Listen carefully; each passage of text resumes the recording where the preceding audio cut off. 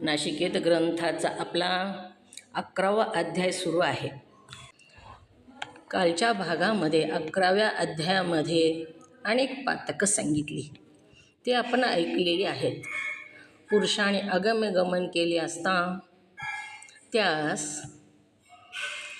कशा प्रकारे दंडून अग्नी मंडळात टाकतात हे आपण बघितलं. त्याचे क्रूर हृदय जाळतात. जे निरपराधी पतिव्रता स्त्री आहे, शेजारी राहते किंवा कुठंही राहते, तर अशा पतिव्रतेला जो गांजतो किंवा तिच्यावर कामिक वाईट नजर टाकतो, त्याची जिव्हा छेदून टाकून दुःखाने त्यास पूर्ण क्लेश देतात. धर्मामध्ये आपल्याला सुद्धा माहीत आहे धर्म कशाला म्हणावं आणि अधर्म कशाला म्हणावं. अधर्मानं वागणाऱ्याचं चितं तेच पाप सांगितलेले आहेत. पतिव्रतेला त्रास देणाराला काय करतात तर त्याची जीवा जी आहे ती कापून टाकतात आणि त्याला दुःख देतात, त्याला मारतात, पूर्ण क्लेश देतात. म्हणजे जेवढं देता येईल तेवढं दुःख त्याला देतात. परजीवाला दुःख देणारं सुद्धा, आपण कुणी जर मारू लागलं एखाद्या प्राण्याला विनाकारण मारू लागलं तर आपण अरे का त्याला मारतो असं म्हणतो. काय गुन्हा केला त्यानं तुझा? त्याचप्रमाणे परजीवाला दुःख देणारे, दुसऱ्याला त्रास देऊन बऱ्याच लोकाला सुख होतं. सुखाची व्याख्याच प्रत्येकाची वेगळी असते बघा. कशा कशातून सुख होतं तर सुखाची व्याख्या सांगता येत नाही. सुखाची व्याख्या प्रत्येकाची सुखाची व्याख्या वेगळी. कुणाला आता ही पाठात जे लोक आहेत हे ज्ञान ऐकतात, त्यांना ज्ञान ऐकलं की सुख होतं, पण सगळ्यांना होत नाही. काहींना ज्ञान ऐकून सुख होतं तर काहींना ज्ञान ऐकलेलं बघून दुःख होतं. घरातल्या सुद्धा लोकाला बाहेरच्या ज्ञान जर का ऐकायली ही म्हणूनच दुःख होतं त्याला. अशा प्रकारे सुखाची दुःखाची व्याख्या वेगळी आहे प्रत्येकाची. कुणाला जातीचे, आता माता पिता आहेत आणि मुलाचं लग्न करायचं आहे, मग माता पित्याची अपेक्षा आहे की सुंदर सुशील अशी संस्कारी मुलगी घरामध्ये आणावी. ह्याच्यामध्ये माता पित्याचं सुख आहे. पण त्या मुलाला वेगळीच आवडली कुठल्या तरी परजातीची, तर त्या मुलाचं सुख त्याच्यामध्ये आहे. म्हणजे प्रत्येकाच्या सुखाची व्याख्या वेगळी आहे. तसंच काही लोकांना दुसऱ्याच्या पतिव्रतेला, दुसऱ्याच्या पत्नीला, पतिव्रता पत्नीला गांजण्याने सुख मिळतं. काही लोकांना प्राणी मारल्याने सुख मिळतं. काही लोकांना दुसऱ्याला त्रास देण्याने सुख मिळतं. काही लोकांना दुसऱ्याची निंदा करण्याने सुख मिळतं. मग सुखात ओम नमः शिवाय बोलायचे का कुणाला? तर अशा प्रकारे प्रत्येकाच्या सुखाची व्याख्या वेगळी आहे. परंतु शास्त्रानं जे पुण्यकर्म सांगितलं त्याचंच पुण्यफळ सुखरूप प्राप्त होतं. तसंच लोकाला क्लेश देणारे, परजीवाची हिंसा करणारे किंवा सत्य वागणाराला, जे सत्याने वागतात त्यांना विनाकारण त्रास देणारे, त्याच्या मार्गानं तो सत्याने वागत आहे, तर कुणीतरी त्याला खोटं बोल म्हणू लागलं, तो मला नाही, मी खोटं बोलणार नाही, लय सत्याचा पुतळा गेलास का म्हणून त्यालाच विनाकारण त्रास देणारे आणि त्याचा द्वेष करणारे. द्वेष तर कोण कुणाचा करील काही सांगता येत नाही. विनाकारण मंदिरात भजन करू लागले लोक त्याचाच द्वेष करतात. त्या मंदिरात भजन करू नका म्हणून हाकलून देतात. काही काही असे उद्विग्न असतात. द्वेष आणि शास्त्राचं अमान्य ही सुद्धा द्वेषीच आहेत. खोट्याची साक्षा, खोट्या बाजूनी, असत्य बाजूनी साक्षा देऊन त्याचीच असत्य बाजू सिद्ध करून दाखवून त्या गुन्ह्यामधून त्याला वाचवणारे असे सुद्धा अमंगळ, सज्जन विरोधी, सज्जनाचा विरोध करणारे, दुर्जनाची साथ देणारे ह्या नरकामध्ये टाकतात. त्या वैतरणी नदीमध्ये त्याला बुडवतात. ती वैतरणी नदीची पोवाची दुर्गंधयुक्त रक्ताची नदी आहे, ती त्याला पाजतात. अशा प्रकारे आपण ही 11वा अध्यायाचं बघितलेलं आहे. रत्न चोरी करणारे, सुवर्ण, रत्न, अलंकार ही जेव्हा चोरी गेलं जातं, चोरी करतात, तेव्हा ज्याची चोरी झाली त्याला खूप वाईट वाटतं. त्याच्या अंतःकरणातून बदवा बाहेर निघते. कुणाचीही बदवा घेऊ नये. बदवा घेतली तर हे लोकातही परिवर्तन दुःखात होतं सुखाचं, आणि परलोकात सुद्धा. मग इथं रत्न चोर, माणिक चोर, सुवर्ण चोर अशा चोरी करणारे लोक जे असतात, किंवा सत्कार्यात, परक्याच्या कार्यात, चांगलं कार्यात विघ्न आणणारे असे जे असतात, त्यांच्या अंतःकरणाला दुःख होतं विनाकारण, आणि ते दुःखामधून त्याच्यामधून बदवा बाहेर पडते. कुणावर आपण जर उपकार केला, कुणाला जर मदत केली, खूप अडचणीत आहे आणि त्याला आपण मदत केली, तर त्याच्या अंतःकरणातून दुवा बाहेर निघते. ज्याने मदत केली त्याच्याविषयी तुझं खूप चांगलं होईल असं त्याचं अंतःकरण म्हणतं. अंतःकरणामधून तसं वृत्ती त्याच्या बाहेर निघते. खूप तू मदत केलीस आमची, तुझं खूप चांगलं होईल. आणि त्रास दिला तर तुझं वाटोळं हो असं अंतःकरणाला वाटतं. मुखानं नाही बोलून दाखवलं तरी सुद्धा मग हिची सुद्धा भोग भोगावे लागतात. दुवा खाली जात नाही आणि बदवाही खाली जात नाही. एखाद्याला मदत केली आणि त्याच्या डोळ्यातून आनंद अश्रू आले, एवढी मदत केली की त्याला फार मोठ्या संकटामधून वाचवलं. त्यावेळेस त्याच्या डोळ्यातून खळखळ अश्रू आले, तुम्ही जर नसतात तर माझं काय झालं असतं, आज ह्या संकटामध्ये मी चिरडून गेलो असतो. मग त्याचे जी आनंद अश्रू आहेत, ती आनंद अश्रू ज्यानं मदत केली त्याचं कल्याण करण्याची ताकद त्या अश्रूमध्ये असते. त्याच्या आयुष्यामध्ये ज्यानं दिले, त्याच्या आयुष्यामध्ये आनंदाचं भरभरून बहर आणण्याची ताकद त्याच्या अश्रूमध्ये असते. ज्याला दुःख दिलं, आपण त्याला बोललो, त्याला खूप वाईट वाटलं किंवा त्याला त्रास दिला कोणता, तर चोरी सांगितलं, इथं चोरी केली सुवर्ण माणिक रत्नांची, अशा प्रकारे जर केलं तर त्याच्या अंतःकरणामध्ये, त्याच्या डोळ्यामध्ये दुःखाश्रू येतात. आणि ती दुःखाश्रू ज्यानं दिले त्याला रसातळाला नेण्याची, त्याचं दैव फिरवून त्याला दुःखाच्या सागरात बुडवण्याची ताकद त्या दुःख अश्रूमध्ये असते, ज्यानं दिले त्याला. आणि तिसऱ्या क्रमांकाचे अश्रू सांगितले योग अश्रू, जे ईश्वरासाठी येतात.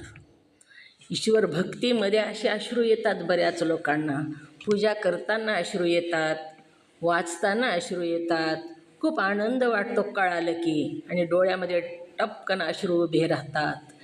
ही अश्रू जे असतात ते ईश्वराला आकर्षित करून ओढून आणण्याची ताकद ह्या अश्रूमध्ये असते. असं हे पापपुण्याचा निवाडा आहे. तर चोरी करणं, सुवर्ण अलंकार चोरणं, किंवा लोकांना विघ्न आणणं, प्राण्याची हत्या करणं, पुराणाची निंदा करणं, लहान बालक आहे अशा लहान बालकांना सुद्धा त्रास देणं, त्यांच्या अंगावरचे अलंकार चोरून घेणं, वृद्ध लोकांना, अशक्त झालेल्या लोकांना मदत तर करायची लांबच राहिली, पण त्रास देणं, ब्राह्मणाला त्रास देणं, कन्यापुत्राला न सांभाळता वाऱ्यावर सोडून देणं, अशा प्रकारे जे कर्म करतात त्यांनासुद्धा यमजाचणी सहन करावी लागते. यम जाचणी करतात, मारतात, अशांना शेकडो यमदंड पडून त्यांचा ध्येय खंड खंड करून त्यास घोर नरकात टाकतात. अशा लोकांना शेकडो यमदंड त्याच्या अंगावर बसतात, मार खावा लागतो. आणि काय सांगितलं पुढे? त्यांचं जे शरीर आहे त्याचे तुकडे तुकडे करतात तरी मरण येत नाही. टाकतात. त्या कृमी कीटक अपार असून वक्र व्याघ्र तडा तडा तोडून ते पाप शरीर भक्षितात. आपल्यासुद्धा जीवनामध्ये हात काढला तरी मरण येत नाही, एक हात काढला, एक पाय काढला तरी मरण येत नाही, परंतु दुःख मात्र भोगावं लागतं. तसं त्याच्या शरीरातले काही तुकडे काढतात आणि पुन्हा नरकात घातल्यानंतर त्या नरकातले किडे त्याला तडतडा तोडतात. असे असंख्य प्राणी पतन भोगतात, पण त्यांना कोणीही निवारणारा नाही. असे जे प्राणी आपल्याच कर्मामुळं ज्यांचं पतन झालेलं आहे ते भोगतात, पण त्यांना तिथं सोडवणारं, मदत करणारं कोणीही नाही. इहलोकी आणि परलोकी सर्वत्र सुखकारक असून त्याच्यातले या लोकात कीर्ती व परलोकी दिव्य धर्म हाच सांगितला. परलोकी सर्वत्र धर्म सुखकारक असून धर्म जो आहे, धर्मानं वागणाऱ्याला इथंसुद्धा सुख आहे. ज्याच्या त्याच्या धर्मानं जो वागतो त्याला कोणतीच भीती नाही. परधर्म भयावह, पण स्वधर्मात भीती नाही आणि दुःखही नाही. परधर्मात मात्र भीती सांगितली आणि दुःख सांगितलं. मग कोणताही परधर्म आपल्यापेक्षा, आपल्या धर्मापेक्षा तो श्रेष्ठ जरी असला तरीसुद्धा परधर्म भयावह, जरी श्रेष्ठ असला तरीसुद्धा भयावह आहे. एक मिनिट.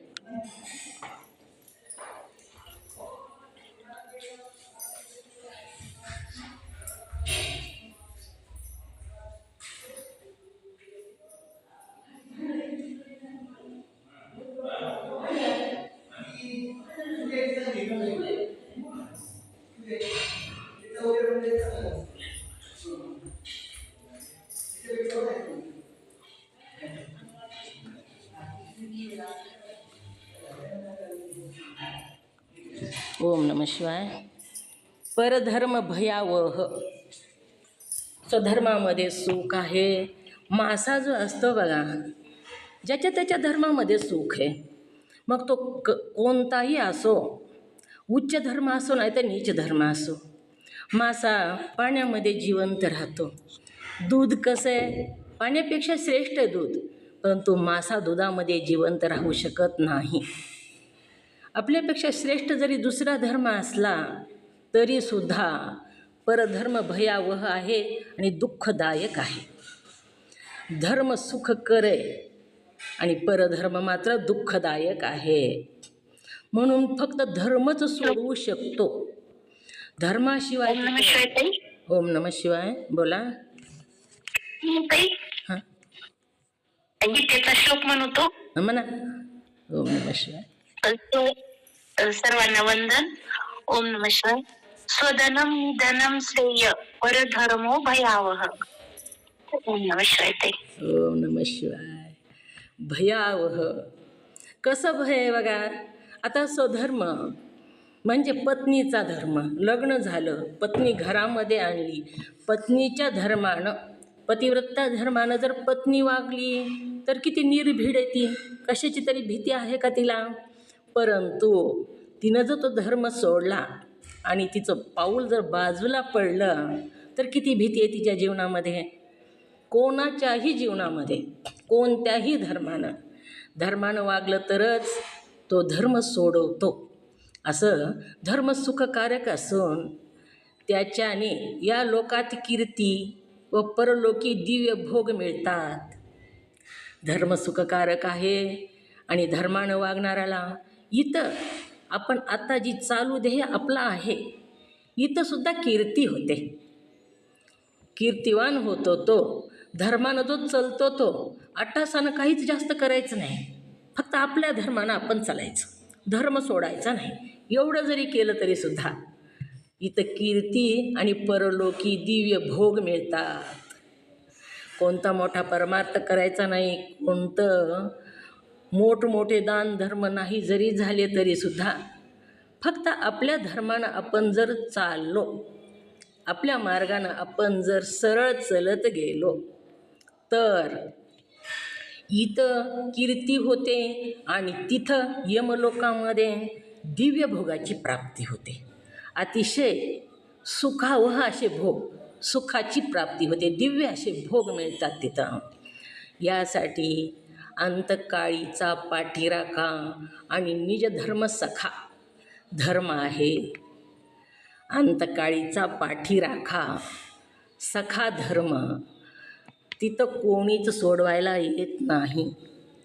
ज्यावेळेस आपला अंत होतो ना, ज्यावेळेस हे ध्येय सुटतो त्यावेळेस ज्यानं गुरुसेवा केली आहे, ज्यानं सद्गुरूवर विश्वास ठेवला, सद्गुरूची सेवा केली, सद्गुरूवर झोकून दिलं, गुरुवाक्य सत्य मानलं, कोणताच संशय नाही गुरुवाक्यामध्ये, आणि असं सद्गुरूच्या वचनावर विश्वास ठेवून जर साधना करत गेला आणि त्याचा अंत झाला तर प्रथम तिथं कोण भेटतं तर सद्गुरूच भेटतो.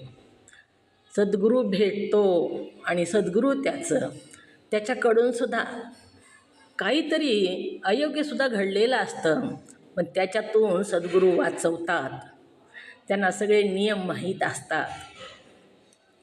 तिथले त्या यमपुरीचे अभय देतात प्रथम. आणि ज्याने गुरुच केला नाही, सद्गुरूला शरणच गेला नाही, त्याला त्याचे पूर्वज भेटतात, त्याचे अधपतन झालेले, आणि ह्यालाही अधपतनाच्या दिशेनं नेतात. तिथला मार्ग कुणालाच माहीत नाही, सद्गुरूला माहीत आहे. यमाचा अवघड घाट उतरून चढून जाण्यासाठी ह्या जीवनाला सद्गुरूसारखा ड्रायव्हर लागतो. लय अवघड घाट आहे हो, चांगला ड्रायव्हर आहे का आपण म्हणतो. ड्रायव्हर चांगला पाहिजे घाट उतरून जायचं तर, नाहीतर तोही दरीत जातो आणि त्यांच्या गाडीतल्यालाही सगळ्याला दरीत नेतो. म्हणून यमाचा अवघड घाट उतरून जाण्यासाठी सद्गुरूसारखा, गुरुसारखा नाही सद्गुरूसारखा कुशल असा ड्रायव्हर लागतो. आणि ध्येय सुटल्याबरोबर तिथं सद्गुरू प्रथम येतात, त्याच्या हाताला धरून योग्य मार्गानं योग्य दिशेनं त्याला नेतात. कोणी निहुदीनं गेलं तरीसुद्धा त्याच्या कर्माचे तिथं सगळे पुरावे देतात सद्गुरू. ही अभाव चढून जातं तिथं, ह्याला काहीच कळत नाही तिथलं बघितल्यानं. तिथं सद्गुरूच तेवढा पाठीराखा असतो आणि त्याचा धर्म. असं धर्म हाच निज सखा आहे. याचा आव्हेर केल्याने कल्पांती सुटका नाही. धर्म जर सोडला तर कल्पांतापर्यंत दुःख भोगावं लागतं, सुटका होत नाही. पाप हे दुःखदायक असून त्यामुळे सकळ लोकी निंदा होऊन, पाप कसं आहे दुःखदायक आहे पाप. आणि ही पाप दुःखदायक असल्या कारणानं आपण पाप करायलो का पुण्य करायलो ह्याची तपासणी आपण कर्म करताना करायची, दुसरे करत नाहीत. दुसऱ्याला माहीत पण नाही आपलं कर्म, आपल्यालाच माहीत आहे. म्हणून पाप हे दुःखदायक आहे. हे जर केलं तर पुढे आपल्याला दुःख आहे. म्हणून दुःख असून त्यामुळे सकळ लोकी निंदा होऊन इथंसुद्धा सगळीकडं निंदा होते, नालस्ती होते, इथंही अपकीर्ती पसरते आणि परलोकी अनिवार्य दुःख होते. परलोकी म्हणजे यमपुरीमध्ये अनिवार्य दुःख होते. नश्वर देहाच्या संगतीने पापी वाया कर्म करून. देह कसा आहे?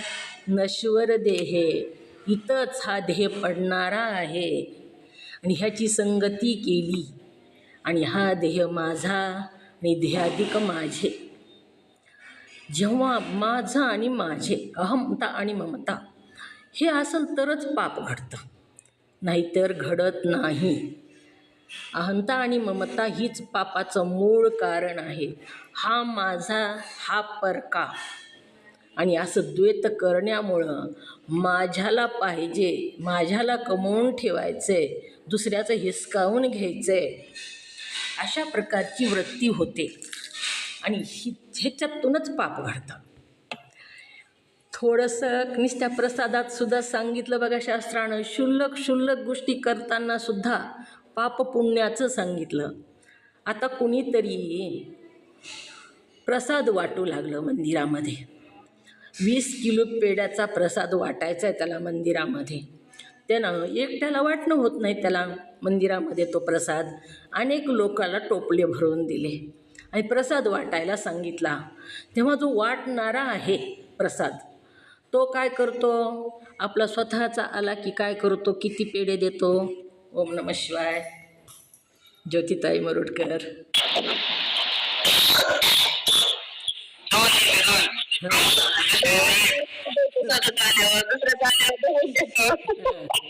आपला आला तर किती? 2 बिन 4 बी मुठीत बसल तेवढे. आणि दुसऱ्याचा आला तर आणखीन एक द्यावं, नाही अर्धाच. मग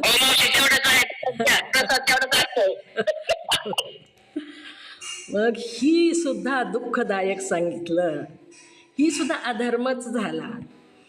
म्हणून आणि हिथं सुद्धा पापच झालं. का तर आपण तर दान केलंच नाही, दुसऱ्याने दान केलेले. दुसऱ्याने दान करतानाही तिथं द्वैतभाव केला. पाप हे दुःखदायक असून क्षुल्लक पापाचं सुद्धा क्षुल्लक फळ सांगितलं. खूप मोठं नाही दुःख जरी झालं तरी काही ना काही होतंच. पाप ते दुःखदायक असून त्यामुळे सकळ लोकी निंदा होऊन परलोकी अनिवार्य दुःख होतं नश्वर देहाच्या संगतीने. कशामुळं माझं तुझं म्हटलं? देहाच्या संगतीनं. हा माझा कोणीतरी आहे, माझा भाऊ आहे, माझा मित्र आहे, किंवा माझा काहीतरी ह्या देहाचा त्याच्याशी संबंध आहे. म्हणून हा नश्वर देहाच्या संगतीने पापी वाया कर्म करतो. ह्याच्या संगतीमुळंच पाप होतं आणि कर्मसुद्धा करतो. किती कर्म करता तो कमवून ठेवण्यासाठी. एका पिढीला नाही, माझ्या मुलाला पुरायला पाहिजे, त्याच्या मुलाला पुरायला पाहिजे, त्याच्या मुलाला सुद्धा संपायला नाही पाहिजे ते धन.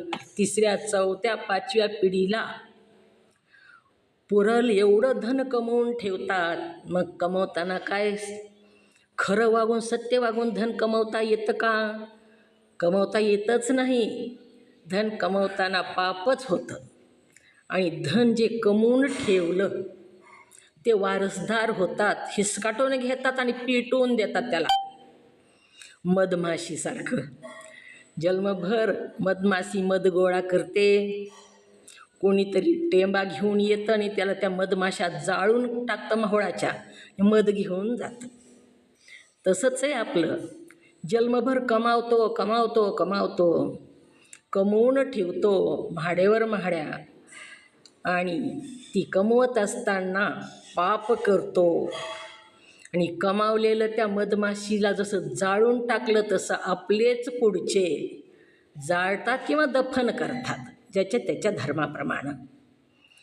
आणि ते जे धन आहे ते सगळं हिसकावून घेतात. काय देतात त्या प्रेताबरोबर? आणि दिलं तरी त्याला घेऊन जाता येतं का? मग काय घेऊन गेला तो? धन कमवताना काय घेऊन गेला? धन तर इथंच ठेवलं आणि काय नेलं त्यांनी बरोबर? ओम नमः शिवाय. कोण सांगते? ओम नमः शिवाय. कर्म भोगाला. हां, ती धन कमवताना जे केलं कर्म, काय काय केलं, कोणाकोणाच्या मुंड्या मोडल्या, कोणाकोणाचा झोका दिला, कोणाकोणाचं हिसकावून घेतलं, भावाचं हिसकावून घ्यायचं आणि पोराला द्यायचं. पोरगं पुन्हा वृद्धाश्रमात नेऊन ठेवतं आपल्याला. उपयोग आहे का त्याचा? पाप तर केलं, त्याचं इथं बी फळ काय मिळालं आणि तिथं तर काय मिळणार आहे ते आप सांगूच लागलेले आहेत. भावाकडून काकरी ना काकरी वाटून घ्यायची, त्याचं तासानं तास त्याचं शेत घ्यायचं, काकरी प्रत्येक वर्षी एक काकरी त्याच्या शेतामध्ये घालायची, शेत चुरून घ्यायचं. आणि चुरून घेतलेलं काय बरोबर नेतो का? कुणाला देतो? ती पोराला देतो. आणि पोरगं पुन्हा काय करतं? खरं तर काय, माझं स्वतःचं मत सांगते, धन जर असेल तर कसं काय असतं, चोरापासून सावध म्हणतात धन असेल तेव्हा. परंतु चोरापेक्षा पोरापासून सावध राहायला पाहिजे बघा. धनाच्या बाबतीत चोरापासून सावध नाही तर पोरापासून सावध राहा. चोर तरी काही नेईल काही ठेवील, पण मुलगा तर सगळंच हिसकाटून घेतो आणि घराच्या बाहेर काढतो, पुन्हा वृद्धाश्रमात नेऊन ठेवतो. ह्यानंच कमावलेलं लोकाच्या मुंड्या मोडून. म्हणून ही कृती करताना तसं कमवू नये असा अर्थ नाही, परंतु कमवत असताना सत्याचं पालन करून कमवावं. ते एक धर्म अर्थ मोक्ष प्राप्त करून घ्यायचा हे एक अर्थ, कमवण्याचा एक पुरुषार्थ आहे. पण लोकाला दुःख होऊ नये, लोकाला छळू नये, लोकाचं विनाकारण हिसकावून घेऊ नये. आपण बघितलं काकरीभर शेत जर घेतलं तर कोणती शिक्षा आहे ती. मग नश्वर देहाच्या संगतीने पापी वाया कर्म करून ऐहिक पात्रास नागवितात आणि अकल्प दुःख भोगतात. थोडे दिवस दुःख भोगत नाही तर अकल्पापर्यंत दुःख भोगतात. तिथलं दुःख त्यांचं संपत नाही. दुःख भोगतात हे अशी अति विचित्र आणि परमपवित्र नासिकेत चरित्र, निज धर्माचे सुक्षेत्र आहे. हे जे नाशिकेत ग्रंथ आहे, नाशिकेताचं चरित्र आहे, ही सुख क्षेत्र आहे. ही कसं आहे बघा, आरसा आहे. आपल्याकडून काय काय घडलं आणि काय घडल्यानंतर आपल्याला पुढे काय होणार आहे ही सावध करणारा ग्रंथ आहे. चुका घडलेल्या असतात, परंतु इथून पुढे तरी घडू नये. प्रत्येक कर्म करत असताना हे जर कर्म माझ्या हातून घडलं तर मला पुढे काय आहे. इथं वासनेचं सुख, इथे वाटे गोड, पुढे अवघड यमदंड. इथं मला ही गोड वाटायले करताना, पण पुढे फार अवघड यमदंड. म्हणून मुलगा माझा, मुलगी माझी, शरीर माझं असं म्हणून पाप करतो. परंतु हे आपले नाहीत. आपले लहान मुलगा तोपर्यंत आपण आपला मानतो, पण जेव्हा मुलगा मोठा झाला बघा, लग्न झालं त्याचं, आणि पुन्हा मुलगा आपला नाही, सुनेची ठेव आहे मुलगा. पुन्हा लग्न झाल्यावर त्याला आपला म्हणा तुम्ही, म्हणता येतं का? त्याला काय सांगायला जा, तो ऐकतो का? सांगायला गेलं तरीसुद्धा तो आपलं ऐकत नाही. म्हणून मुलगा आपला नाही, ती आपल्याला सांभाळायला दिलेली सोन्याची ठेव आहे. मुलगी आपली नाही, ती जावयाची ठेव आहे. झालं की त्याच्यात ते घेऊन जाणार आहेत. मुलगी जावयाची ठेव आहे, मुलगा सोन्याची ठेव आहे, देह मशानभूमीची ठेव आहे. देहसुद्धा आपला नाही, मशानभूमीची ठेव आहे ती, तिथं जाणार आहे तो. म्हणून मृदंग आपण कुणाकुणाला आपलं म्हणतो तर मृदंग सुद्धा आपला नाही, तर ते कातड्यापासून बनवलेला आहे, पिठी लाकडाची आहे, टाळ पितळाचे आहेत, आपले नाही. सगळं माझं आहे म्हणतो, पण आपलं नाही, माझं नाही. तर हे सगळं ज्याचं त्याचं आहे, आणि ज्याचं त्याचं आहे हे लक्षात घ्यायचं आहे फक्त. आणि हे करत असताना फक्त आपल्याकडून पाप होऊ नये एवढी दक्षता घ्यायची, दुसरं काहीच नाही. लोकाला दुःख देणं म्हणजे पाप. आपल्यासाठी ओम नमः शिवाय. ओम नमः शिवाय बोला. ओम नमः शिवाय. हं? मग आपलं काय समजायचं? आपले कर्मच काय? आपलं काय सांगायचं? आपलं आत्मस्वरूप आहे आपण. मी आत्मा आहे, ही मी नाही, ही माझं नाही. आत्मज्ञान झालं की मुक्तच झाला.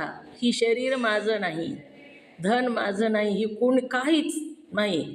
फक्त मी आत्मा आहे, मी ब्रह्म आहे, मी व्यापक आहे, मी एक आत्मा आहे. आपण ऐकतो. ओम नमः शिवाय बोला. आपल्या आत्म्याला आपण ओळखलं की आपण मुक्तच झालो. आणि मी आत्मा आहे असं म्हटल्यानंतर मग देहसुद्धा माझा नाही. देह जड आहे, दफन किंवा दहन केला जाणारा हा देह आहे. आणि मी कोण आहे? ह्याच्यामधलं चैतन्य जी आहे, आत्मचैतन्य, ते मी आहे. सूक्ष्म देह जो येतो जातो, अनेक देहामध्ये कर्म घेऊन तो फिरत राहतो, तो पांतस्थ आहे, तो एका जागेवर थांबत नाही. जसं कर्म असेल तसा देह प्राप्त होतो. डुकराचा, कुत्र्याचा, गाढवाचा. खंती ऐशेन करा होणे गाढव कुत्रा. खंती म्हणजे विचार करा, पुढचा जन्म गाढव कुत्र्याचा मिळू नये म्हणून. आत्मा कधीच मरत नाही. मग आत्मा कशानं मरतो? पंचकरणातले शिष्य आहेत इथं, बोला. आत्मा कशानं मरतो? आत्मा नाही मरत. सूक्ष्म देह कशाने मरतो? आत्मा तर कधी मरतच नाही, अमर आहे. सूक्ष्म देह कशाने मरतो? ज्ञान. आणि स्थूल देह कशाने जळून जातो?